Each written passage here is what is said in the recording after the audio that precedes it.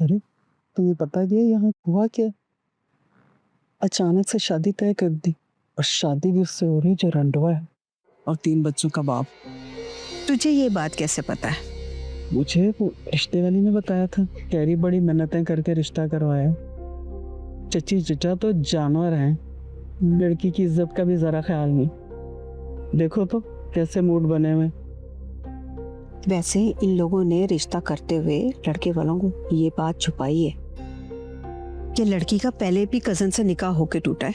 वो जो अमेरिका चला गया था। वैसे मुझे किसी औरत ने बताया है कि लड़का खूब लड़ झगड़ कर गया है।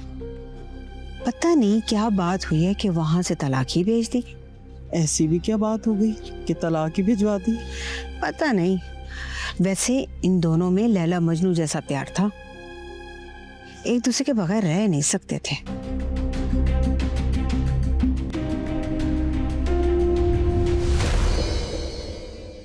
नायला, सुनो। क्या है ये? कौन सा तरीका है बात करने का? तुमने ना अपनी अनोखी मसरूफियत लगाई हुई है। ये कोई अलग शादी नहीं हो रही तुम्हारी दोस्त की। वैसे क्या हाथ मारा है तुम्हारी दोस्त ने? चक्कर किसी और से, शादी किसी और से। वाह भाई। वैसे तुम भी ना मुझे ऐसी ही लगती हो। चलो हटा यहाँ से।